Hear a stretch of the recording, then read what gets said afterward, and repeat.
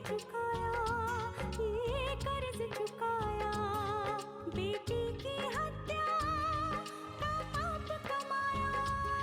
मत पाप करो, मत पाप करो, क्यों मारते हो बेटियां जब पूजते हो कंजरी।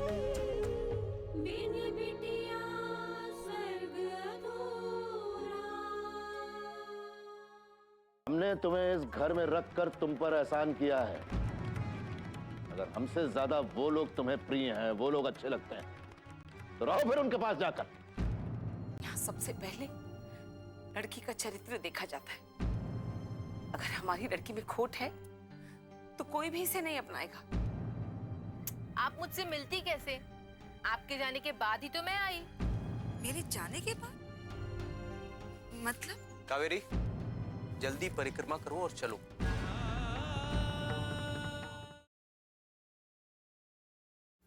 लक्ष्मी, लक्ष्मी, दामाद जी आप यहाँ?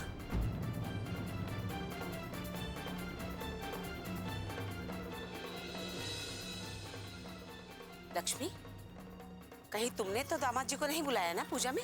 हाँ, मैं तो। ये क्या कह रही है तुम? और अगर लक्ष्मी ने इन्हें बुलाया भी है तो ये इन दोनों का जाती मामला है। हम और तुम बीच में बोलने वाले कौन होते हैं? आप बोले ना बोले, लेकिन मैं बोलूंगी। और आपने इस बच्ची को गोद में कैसे ले रखा है? जिसे मरने के लिए दर बदर की ठोकरें खाने के लिए छोड़ दिया आपने, बचाने के लिए कुछ नहीं किया। इसे गोद में लेने का, प्यार करने का अधिकार गवा चुके हैं आप।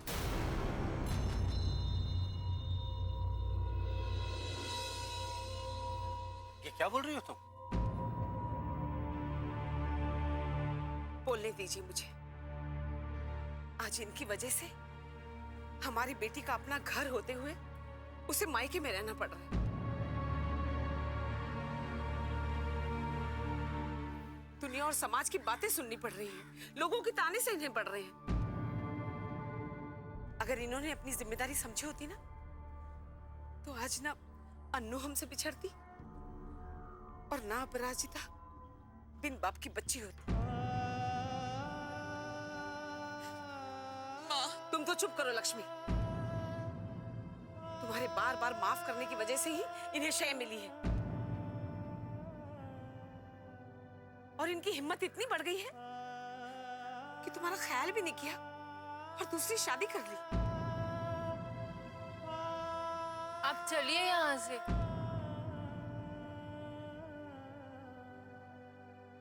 हो, अपनी दुल्हनिया भी साथ लाए हैं।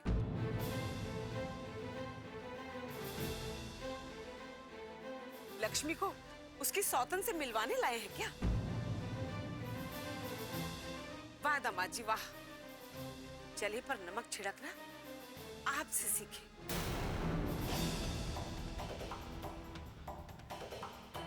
पहले तो उसका बसा बसाया घर उजाड़ दिया, और अब ये देखने आए हो कि आपके बिना वो जी कैसे रही है? वसुंधरा, लोग सुनेंगे तो क्या कहेंगे? सुनते हैं तो सुनने दो, लोगों को भी तो पता चले कि बड़े घर के लोगों ने कैसी ओछी हरकत की है। एक हंसते खेलते परिवार को कैसे आग लगा दी।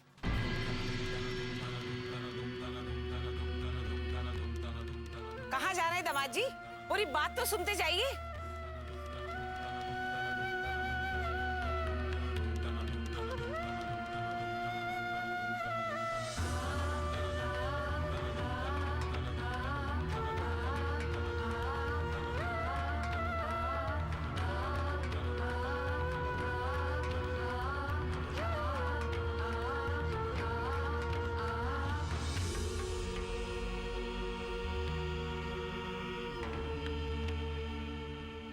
लक्ष्मी, तुम किसके लिए आंसू बहा रही हो? हाँ, किसका शोक मना रही हो तुम? चलो, पूजा का वक्त निकला जाता है।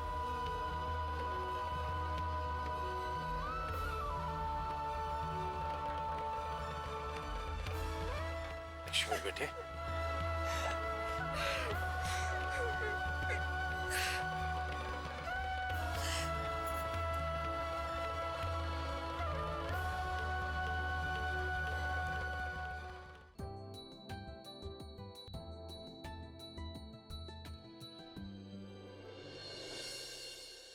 आखिर ले ही गए ना अपनी प्यारी बेटी को डॉक्टर के पास।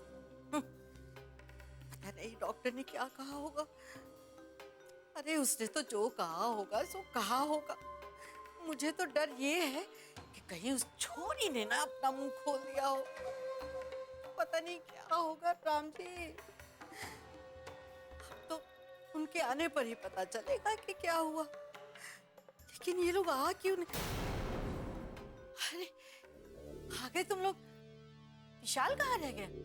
वो हॉस्पिटल से सीधा ऑफिस चले गए। अच्छा अच्छा, तो क्या कहा डॉक्टर ने अनु के बारे में? क्या कहेगी माँ जी, वो इससे सवाल पूछती रही और ये चुपचाप बैठी रही उदास सी, जैसे पत्थर हो गई। फिर डॉक्टर भी परेशान हुए। उसने कहा इतनी छोटी सी बच्ची ऐसे बिहेव कर रही है, जरूर कोई बात है। अच्छा, तो डॉक्टर ने इससे जानने की कोशिश नहीं की कि इसके मन में आखिर चल क्या रहा है जो ये इस तरह बर्ताव कर रही है? पूछा था ना माँ जी।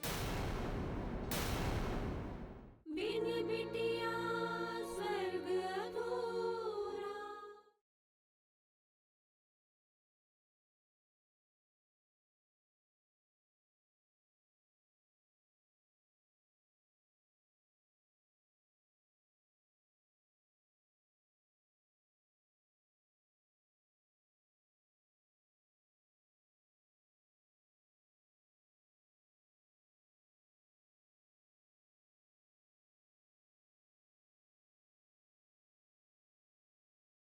बिन बिटिया स्वर्ग अधूरा। अच्छा, तो डॉक्टर ने जानने की कोशिश नहीं की है कि ये चुप क्यों है, कि आखिर इसके मन में क्या चल रहा है जो ऐसे चुप रहती है ये? पूछा था ना माँ जी, लेकिन ये कुछ जवाब दे तब ना। ऐसा लग रहा था जैसे किसी ने इसे कसम दे दी हो ना बोलने की। अब राम जी भला करे, भाई मुझ बुढ़िया की बात पर तो कोई भरोसा करता नहीं। अब विशाल तो इन बातों को मानता नहीं। 4 किताबें क्या पढ़ ली है, सोचता है कि सब कुछ जानता है। लेकिन बहू, आज के जमाने में भी कुछ विद्याएं ऐसी हैं जो चंद लोगों को ही पता है। और जहां तक मैं समझती हूँ, हमारी अनु का इलाज उन लोगों के पास ही है। लेकिन माँ जी, विशाल इन सब बातों पर विश्वास नहीं करते। हाँ, यही तो परेशानी है। खैर, तुम मेरी बातों पर विचार करो, हैं?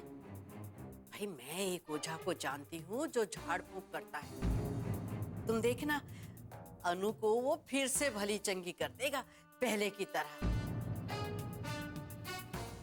कहना मेरा फर्ज है, करना ना करना तुम्हारे हाथ में है बहू। माँ जी, अच्छा, तुम लोग जाओ आराम कर लो। जी माँ जी, चलो।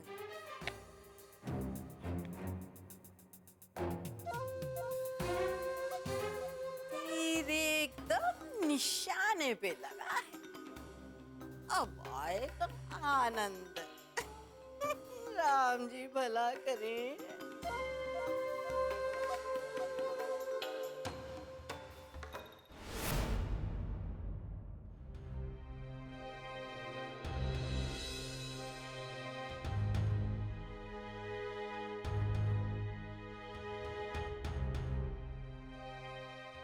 वसुंधरा, क्यों किया तुमने ये सब? क्यों सबके सामने तुमने नारायण की इस तरह से बेइज्जती की? आप नहीं जानते मैंने ऐसा क्यों किया? आप माने या ना माने, लेकिन मुझे इस बात का दुख है कि उन लोगों की वजह से लक्ष्मी की जिंदगी बर्बाद हो गई।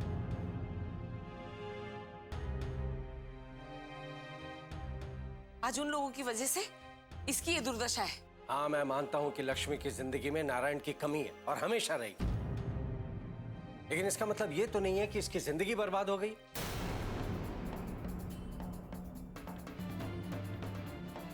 क्यों तुम बार बार इसके घाव को कुरेदती रहती हो?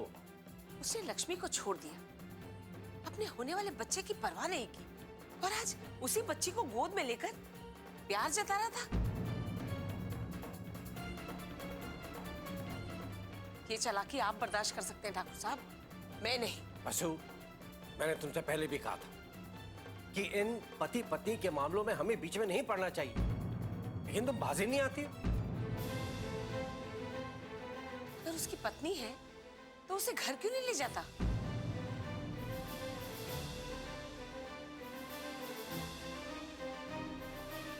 लेकिन कैसे ले जाएगा? लक्ष्मी की जगह एक दूसरी पत्नी जो ले आए अपने लिए।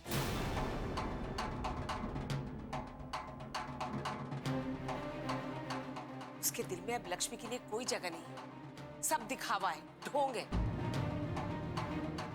लेकिन माँ, आप नारायण जीजा जी को दोष क्यों दे रही हैं? ये भी तो हो सकता है कि उनकी कोई मजबूरी रही हो। मर्द कभी मजबूर होकर नहीं, बल्कि बहुत सोच समझकर दूसरी शादी करता है इंद्रजीत, और दामाद जी ने भी ऐसा ही किया।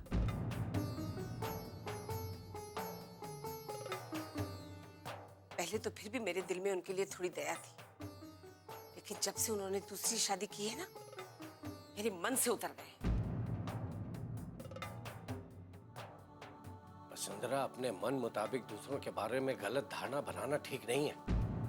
देखो कितनी दुखी है लक्ष्मी तुम्हारी हरकत की वजह से। इसके दुख को देखो या अपनी तकलीफ को? मेरी पीड़ा तो कोई समझता ही नहीं है। आज लक्ष्मी का घर संसार उजड़ा है, उस बात का हम पर भी असर हुआ है। बिन बिटिया स्वर्ग अधूरा।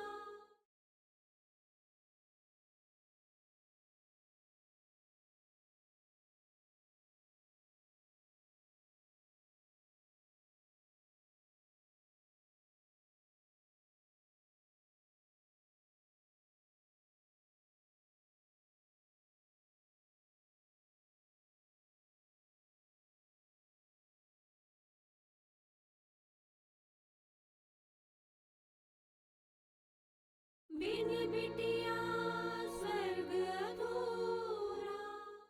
आज लक्ष्मी का घर संसार उजड़ा है, उस बात का हम पर भी असर हुआ है। लेकिन उन लोगों को, उन्हें कोई परवाह ही नहीं है। देखा नहीं आपने अपनी दूसरी दुल्हन को कैसे दुनिया में घुमा फिरा रहा है?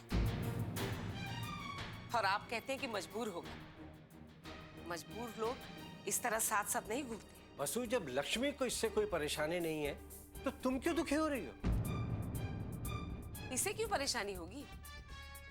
ताने तो मुझे सुनने पड़ते हैं।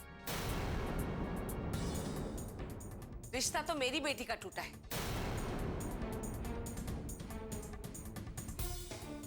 बिरादरी में लोग हमारी बातें कर रहे हैं, इससे क्या फर्क पड़ेगा? तो अब उन लोगों को सुनाने से सब ठीक हो जाएगा? लोग तुम्हारी बातें करना बंद कर देंगे? पल्लवी का रिश्ता हो जाएगा? बोलो। मैं वो सब कुछ नहीं जानती, लेकिन उन्हें उनकी गलती का एहसास दिलाना बहुत जरूरी था। आज उनके डर की वजह से ही हमारी ये हालत है। अगर दामाद जी ने सही वक्त पर अपने पिता का विरोध किया होता ना, तो आज लक्ष्मी खुशी से अपने ससुराल में होती, अपने पति के साथ।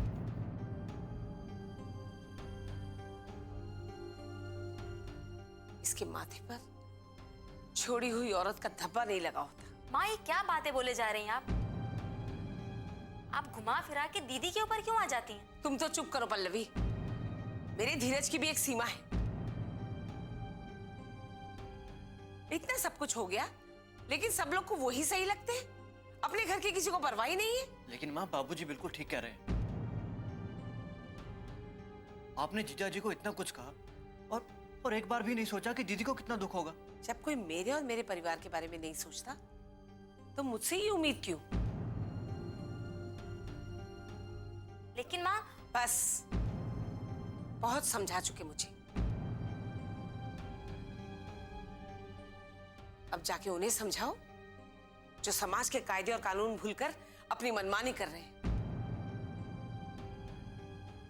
मैंने जो कुछ भी किया ठीक किया। अब कोई शोक मनाए तो मनाता रहे।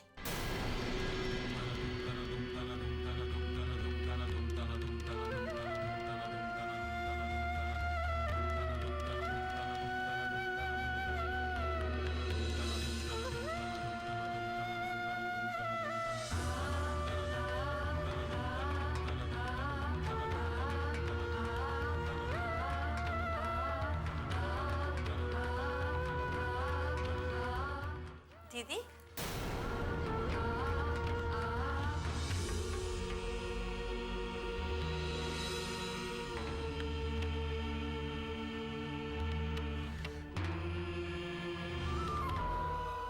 अच्छे खासे खुशी के माहौल को माँ ने बर्बाद करके रख दिया। लक्ष्मी बेचारी पहले से दुखी, और ऊपर से वसुंधरा ने, कैसे समझाऊं इसको मैं।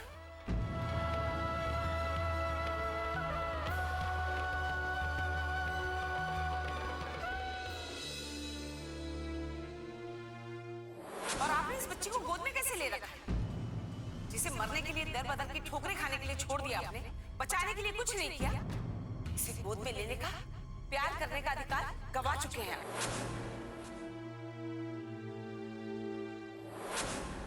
तो आज ना अन्नू हमसे बिछड़ती और ना अपराजिता बिन बाप की बच्ची होती, बिन बाप की बच्ची होती।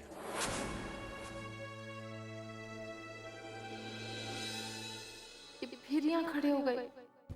मैंने तो सोचा था अपनी बेटी से मिलके बहुत खुश हो जाएंगे, लेकिन वहां भी सब गड़बड़ी हो गई। अब माँ कहती है इन्हें खुश रखूं, कैसे खुश रखूं इन्हें? मुझे तो बहुत जोर से नींद आ रही है, मैं जा रही हूँ सोने। जब इन्हें नींद आएगी अपने आप आ जाएंगे। अरे नहीं कावेरी, माँ को पता चलेगा ना तो बहुत नाराज होंगी। मुझे इन्हें साथ लेके ही जाना होगा। आप अब तक यहाँ खड़े हुए हैं? कितनी रात हो गई है, चलिए सो जाइए ना। कावेरी, मुझे नींद नहीं आ रही, तुम जाके सो जाओ। ऐसे कैसे आपको यहाँ छोड़ के मैं सो जाऊं? चलिए ना। कावेरी, मैं इस वक्त बहुत परेशान हूँ। आप मंदिर वाली बात को लेके परेशान है ना? हाँ, पता नहीं भगवान मेरे साथ ऐसा क्यों कर रहा है। भगवान ने क्या बुरा किया है छोटे ठाकुर? आपको आपकी बेटी से मिलवाया है ना, आप नहीं जाते तो कैसे मिलते उससे? और सबके सामने मुझे शर्मिंदा होना पड़ा, कितना सुनना पड़ा मुझे। वो सब भूल जाइए आप। बस इतना याद रखिए कि आप बहुरानी से मिले और अपनी बेटी से मिले। लक्ष्मी की माँ कुछ गलत तो नहीं कह रही थी, सही तो कहा उन्होंने। लक्ष्मी को सब अकेले सहना पड़ा। वो ही तो एक ही जगह पे अटक गए। मैंने कभी लक्ष्मी का साथ नहीं दिया। आज अपना घर होते हुए भी उसे अपने पिता के यहाँ रहना पड़ रहा है। छोटे ठाकुर, माँ कहती है ना, भगवान की मर्जी के आगे किसी की नहीं चलती। और जो अच्छा अच्छा है उसे आप याद रखिए, जो बुरा है उसे भूल जाइए, फिर दुख होगा ही नहीं आपको। मैंने कुछ गलत कहा? नहीं कावेरी, तुमने एकदम सही कहा, लेकिन मेरे लिए ये सब बहुत मुश्किल है। मैं लक्ष्मी और अपने बच्चों को कभी नहीं भूल सकता, न मेरे और उनके साथ हुए अन्याय को।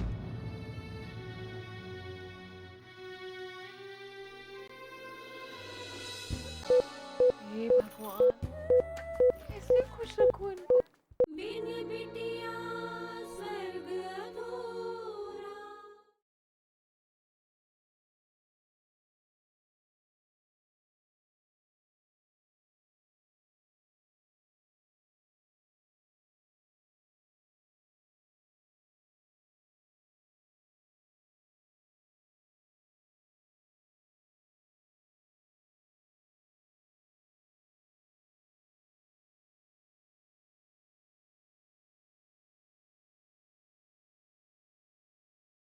बिन बिटिया स्वर्ग अधूरा।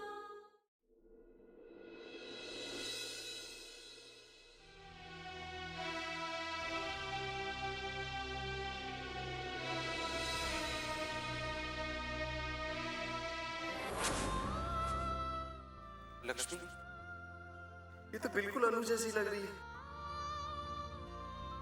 जब वो पैदा हुई थी तो बिल्कुल ऐसी लगती थी ना।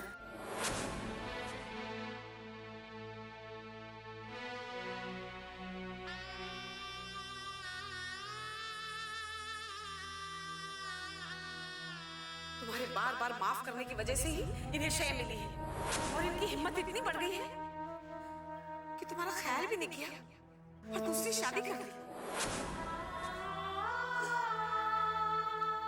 भगवान, अब क्यों मेरे साथ ऐसा कर रहे हैं भगवान? क्यों? जब मैं सब कुछ भुलाकर अपने आप को संभालने की कोशिश कर रही हूँ, तो अब क्यों बार बार मुझे उस तरफ ले जाते हैं भगवान?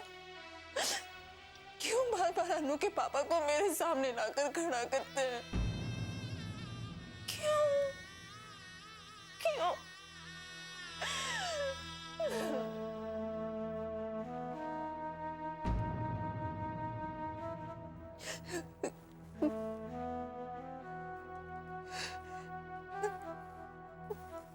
दीदी, पल्लवी, वो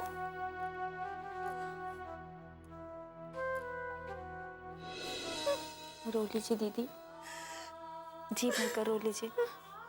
आपके दिल का दर्द इन आंसुओं के साथ बह जाएगा। पल्लवी, पता नहीं भगवान मुझसे क्या चाहता है। क्यों बार बार मेरी परीक्षा लेता रहता है? दीदी, वो जानता है कि एक आप ही हैं जो इतना सब कुछ सहन कर सकती है, इसीलिए वो आपको इतनी परीक्षाओं से गुजार रहे हैं। तो ठीक है दीदी, आप डरना मत, आप कभी झुकना मत। चाहे वो कुछ भी करे, चाहे आपको किसी भी कसौटी पर रखे, पर आपको खरा उतरना है।